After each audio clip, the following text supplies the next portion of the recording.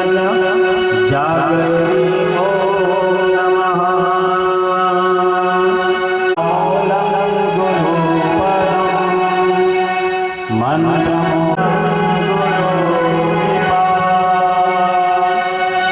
मंगलं भगवान् शंभो मंगलं रसवर्धन मंगलं पार्वतीनाथो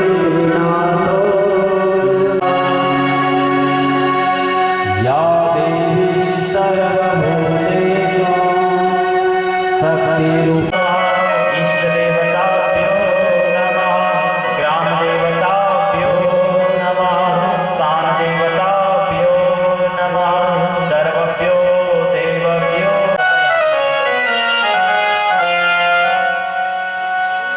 अपने आंखें खोल करके अपने हाथों के दर्शन करो, अपने हाथों के दर्शन।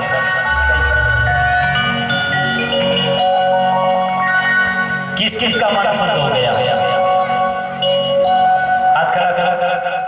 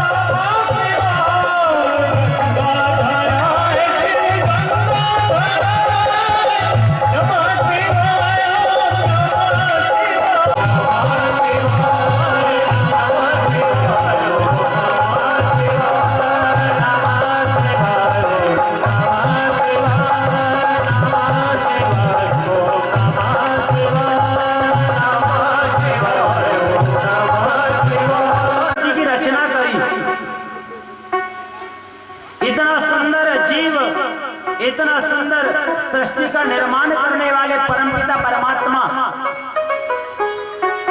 उन अविनाशी लकीरों पे कोई लोग आते हैं, गुरुजी हमारा भाग्य खराब चल रही है, हमारी ये दशा खराब है, कौन से दिशा से हम जाएंगे तो हमारा काम होगा। ओ मेरे भाई बहन, कोई दिशा खराब नहीं है, न पूरब दिशा खराब है, न दक्षिण दिशा खराब है, न पश्चिम दिशा खराब है, और न तो उत्तर दिशा खराब है। तेरी दशा ही खराब है तो दिशा क्या करेगी? तेरी दशा ही खराब है तो दिशा क्या करेगी? कोई दिशा नहीं है। तो पूरब का पश्चिम में कभी न उदे प्रभात, पूरब का पश्चिम में कभी न उदे प्रभात, लिखा न मीटे नसीब का लिखा जो है प्रभु के हाथ। हाथ दिखाना हो तो मेरे ठाकुर को दिखाओ, भगवान को दिखाओ। मंदिर में जाकर के हाथ दिखाओ तो भगवान को दिखाओ कि हे प्रभु आपने मुझे हाथ दिए हो, ये हाथों में रेखाएं भी आपने दी कि नहीं? इसमें क्या लिखा मैं तो नहीं जानता, लेकिन आपको दिखाने से एक ही काम हो सकता है। अगर आपकी दृष्टि अगर मेरी हथेली में पड़ जाए तो अनिष्ट मेरा टल सकता है। एक दृष्टि आपकी मेरे हथेली पर पड़ जाए, क्यों? क्योंकि मैंने पुराणों में सुना है कि मेरा भाग्य मेरे हाथों में है। कराग्रे बसती लक्ष्मी कर मध्य, आपके हाथों में आपका भाग्य है। उठते बराबर अपने हाथों को देखना चाहिए, अपने हथेली को देखना चाहिए। सबसे पहले हस्तरेखाओं का दर्शन, अपनी दृष्टि, उसके बाद वसुधा को प्रणाम, भूमि को प्रणाम करना चाहिए। उसके बाद गुरु जी को स्मरण करना चाहिए, माता पिता को वंदन करना चाहिए, फिर अपने काम में लगना चाहिए, फिर अपने कार्य में लगना चाहिए। तो मैंने कहा, क्यों रोता तू अपने हाथ के लकीरों पे? अरे भाग्य तो उनका भी होता है ना जिनके हाथ नहीं होते, जिनके हाथ नहीं होते उनका भी भाग्य होता है। शिव महापुराण एक कल्प वृक्ष है, और ये आध्यात्मिक पुराण आपको एक विशेष रूप से बता दूं, अपने शरीर की कथा है, अपनी कथा है, आपकी कथा है, इसको समझो। शिव महापुराण कलयुग में सर्वसिद्धि देने वाला सर्वोत्तम साधन है। कई जन्मों के तप करने के बाद हमको शिव पुराण सुनने का, पढ़ने का और सुनाने का सौभाग्य प्राप्त हुआ है। शिव महापुराण का जो यजमान होता है, जो आयोजक होता है, जो अपने आप करवाता है, 100 राजसूय यज्ञ का फल प्राप्त करता है। कितने? 100 राजसूय यज्ञ का फल प्राप्त करता है। और इतना सुंदर अवसर अपने कोथुरना ग्राम में आया है। देव मुनि अप्सरा सभी से ये पूजित पुराण है। शिव पुराण की सर्वप्रथम जहां पर कथा हो रही है वहां की भूमि को वंदन करना चाहिए, प्रणाम करना चाहिए, पुराण की परिक्रमा करना चाहिए। प्रतिदिन बिल्व पत्र लेकर फूल से, फल से परिक्रमा करना चाहिए। परिक्रमा करने से हमारा अनिष्ट टल जाता है, क्योंकि शिव का मतलब होता है कल्याण, और कल्याण करने वाले कौन है? तो भोलेनाथ है, भोले शंकर है, अवगढ़दानी है। तो मैंने कहा मेरे भाई बहन, हाथ दिखाना हो तो मेरे परमात्मा को दिखाना, ठाकुर को दिखाना। एक सुंदर कथा आ रही है। एक बार एक ज्योतिषी घूमने के लिए निकले। ज्योतिषी, एक लड़का खड़ा हो गया, ज्योतिषी के पास चला गया। ज्योतिषी से कहने लगा, गुरुजी मेरा हाथ देख दो, हाथ देख दो। ज्योतिषी ने देखा हाथ और कुछ चीजें बताई कि तुम कमाते हो, खर्चा हो जाता है। अरे हम कमाते क्यों हैं? खर्चे के लिए कराते हैं ना, और कमाएंगे तो खर्चा होगा ही ना, और खर्चा नहीं होगा तो क्या करोगे? कुछ चीजें बताना था, बता दिए। उसके बाद अब सोचा कि ये तो दक्षिणा देने वाला नहीं है, क्यों नहीं इसको थोड़ा सा डराया जाए। तो ज्योतिषी ने कह दिया कि देखो, 1 सप्ताह में तुम्हारा एक एक्सीडेंट होने वाला है। उसने हाथ खींच लिया, जो दक्षिणा देना था दे दिया। थोड़ा सा दहशत में आ गया, डर लगने लगा कि 1 सप्ताह में मेरा एक्सीडेंट होने वाला है। सोचा अगर मैं घर के बाहर गया ही नहीं तो, 1 सप्ताह तक घर के बाहर नहीं गया तो वो घर को आया और अपने घर में ही रहा, घर के बाहर गया। डर के पहला दिन बीता, डर के मारे दूसरा दिन बीता, डर के मारे तीसरा दिन बीता, चौथा दिन बीता, 5वां दिन बीता, 6वां दिन बीता, 7वां दिन बीत गया, 8वां दिन बीत गया, लेकिन उसको कुछ नहीं हुआ। घर के बाहर गया ही नहीं, कुछ नहीं हुआ। जब कुछ नहीं हुआ, 15 दिन होने लगे, 16 दिन हो गए, धीरे धीरे 20 दिन हो गए, 1 महीना पूरा हो गया, कुछ नहीं हुआ। धीरे धीरे उसका आत्मविश्वास बढ़ गया कि अब मुझे कुछ होने वाला, अब मुझे कुछ नहीं होगा, क्योंकि गुरुजी ने तो कहा था कि 1 सप्ताह में होगा। 1 महीना हो गया, अब कुछ होगा थोड़ी ना। बढ़िया घूमने लगा, मस्त आनंद के साथ, जैसे दिनचर्या थी वैसी हो गई। 3 महीने हो गए, कुछ नहीं हुआ। अब उसका आत्मविश्वास बढ़ गया। ध्यान देना मेरे भाई बहन, सबसे बड़ा होता है आत्मविश्वास। आत्मविश्वास जिसने खो दिया वो जीती बाजी भी हार गया। जो धीरज रखता है वो वीर कहलाता है, और जो धीरज नहीं रखता, आधे में टूट जाता है, वो अपनी मंजिल छोड़ देता है। इसलिए 4 चीजों को तो बताया गया है कि इनकी परीक्षा धर्म में होती, इनकी परीक्षा आपातकाल में होती है, इनकी परीक्षा जब विषम परिस्थिति होती है इनमें होती है। मुझे भी थोड़ी देर पहले थी, लेकिन अब नहीं है। मुझे भी थी, लेकिन अब वो नहीं है। इनकी परीक्षा आपातकाल में होती है। और ये कौन कौन है आप सभी लोग जानते हैं। धीरज धर्म मित्र अरुणारी, धीरज धर्म मित्र अरुणारी,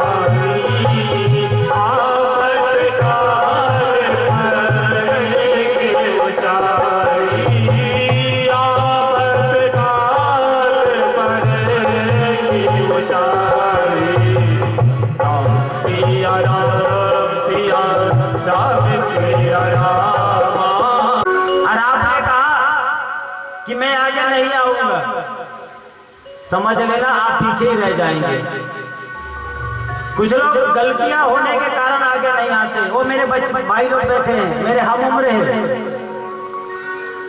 मेरे को तो इस कथा करते करते 3री कक्षा से मैं आपको अवगत कराया हूं, और इनसे भी आगे बढ़ना है, क्योंकि पिताजी के नाम पर बेटे को तो पहचानते हैं। आप सभी लोग जानते हो किसका बेटा है तो फलाने का बेटा है, किसकी बेटी है तो फलाने की बेटी है, बोलते हैं कि नहीं। लेकिन बेटी के नाम पर पिताजी को पहचानना चाहिए। किसकी बेटी जा रही है, वो IPS की जो बनी उसके पिताजी जा रहे हैं। कौन है, फलाने माँ साहब के पिताजी जा रहे हैं। पिताजी के नाम पे तो बेटे को पहचानती है ना, अरे पहचानती कि नहीं। लेकिन बेटे के ऐसे काम होना चाहिए, ऐसा कार्य होना चाहिए कि उसके नाम पर उसके पिताजी को पहचानना चाहिए। अगर कोई काम अच्छा कर रहे हो आप, तो आपका दुश्मन भी आपकी बुराई नहीं कर सकता। व्यासपीठ से कह रहा हूं, अगर आप कोई अच्छा कार्य कर रहे हो तो आपका दुश्मन भी आपकी बुराई नहीं कर सकता, और आप अच्छा काम नहीं कर रहे तो आपका अच्छा भी आपका साथ नहीं दे सकता। इस बात को ध्यान रखना। जिसने धीरज रख लिया वो वीर कहलाता है। अब उसको धीरज आ गया कि गुरुजी बताए थे मुझे कुछ नहीं हुआ, 3 महीना हो गया, चलो गुरुजी से मिलने जाओ। तो ज्योतिषी से मिलने के लिए गया, ज्योतिषी घर पे नहीं थे। पूछा ज्योतिषी जी कहाँ गए हैं, तो बोले बालाघाट गए हैं। चलो मैं भी बालाघाट जा रहा हूँ, कहाँ मिलेंगे, तो बोले डॉक्टर लोकरे क्या मिलेंगे, डॉक्टर साहब क्या, बोले मैं भी वहीं जा रहा हूँ, मिल के आऊंगा। वो भी गए बालाघाट, डॉक्टर साहब क्या गए, बोले फलाना व्यक्ति कहाँ मिलेगा। रिसेप्शन में पूछा कि फलाना ज्योतिषी कहाँ मिलेगा, हम बोले फलाना ज्योतिषी कमरा नंबर 9 में है। वो व्यक्ति गया कमरा नंबर 9 में, जाकर देखा तो ज्योतिषी तो थे नहीं, क्योंकि ज्योतिषी जो आए थे ना, पीले की धोती, पीले का कुर्ता, पीले का गमछा, पीले का टोपा, पीले का टीका लगा करके आए थे। जब वहां गए तो पैर से लेके पूरा सफेद सफेद सफेद में लपेटा हुआ था। पूरा सफेद सफेद। बोले यार ज्योतिषी कहाँ है? तो धीरे से बोले मैं यहाँ हूँ। बोले क्या हो गया आपको? बोले आप आए थे तो पीली की धोती और पीले का कुर्ता पहन के आए थे, सफेद सफेद क्या लपेट लिए हो? आपने बताया था मेरे को कि एक सप्ताह में मेरा कुछ होने वाला है, बुरी घटना होने वाली है। 3 महीने का समय बीत गया, मेरे साथ कुछ नहीं हुआ, आपके साथ क्या हो गया? उन्होंने कहा कि भैया मैंने गलती से अपनी रेखा तेरे को बता दी, तू घर के बाहर नहीं गया, इसलिए तेरा तो कुछ नहीं हुआ, और मैं थोड़ा सा क्या बाहर चला गया, बाजू वाला आकर ठोक कर चला गया। बोली शंकर भगवान की। समय कब कैसे आएगा कहते नहीं आता, समय कभी रुकता नहीं है, समय कभी किसी की प्रतीक्षा करता नहीं है, और जो समय के साथ चलता है वही व्यक्ति आगे बढ़ता है। कई बुजुर्ग हैं, किताबें पढ़ते हैं, ज्ञान पढ़ते हैं, कई काम में लगे रहते हैं, वो व्यस्त है और मस्त है, वो बड़े आनंदित है, स्वस्थ है। और कई लोग निंदा चुगली में लगे रहते हैं, कहीं पान टपरी में बैठे बैठे इधर उधर की बातें करते रहते हैं, कई ऐसी ऐसी बुरी विद्याओं को पढ़ते हैं। ध्यान रखना, बुरी विद्याओं को पढ़ना पाखंड नहीं पढ़ना चाहिए। पढ़ो तो ऐसा काम पढ़ो कि हमको समाज में काम आए, भविष्य में हमारे देश के काम में ऐसा ज्ञान पढ़ो, ऐसा काम करो कि जिसमें हमारे गांव का नाम रोशन हो, हमारे परिवार का नाम रोशन हो, हमारे क्षेत्र का नाम रोशन हो, ऐसा काम करो। मैं पहले कहते आया हूं कि मंजिल उन्हीं को मिलती है जो चलना जानते हैं। बीते युगों की बात है, 18 से ज्यादा ऋषियों का समागम हुआ, सभी ऋषि भ्रमण कर रहे हैं, और भ्रमण करते करते 9वीं सारण्य तीर्थ में आते हैं। 9वीं सारण्य तीर्थ आज उत्तराखंड में है। आज भी 9वीं सारण्य की बड़ी महत्ता है। सभी ऋषि सूर्य जी महाराज के आश्रम में गए और सूर्य जी महाराज को साष्टांग प्रणाम किया है। देखो मेरे भाई बहन, प्रणाम करने से मनुष्य छोटा नहीं होता, प्रणाम करने से नीचा नहीं होता, प्रणाम करने से हमको 4 चीजें मिलती है। आजकल प्रणाम प्रणाम भूल गए, दंडवत प्रणाम, कहाँ का चरण स्पर्श, अब घुटने को देखते हैं और घुटने को प्रणाम करते हैं, घुटना भी नहीं, अब तो दूर से बोले पाए लागे गुरु जी, दूर से ही राम राम हो जाते हैं। प्रणाम करने से 4 चीज मिलती है। प्रणाम करने से हमको आयु मिलता है।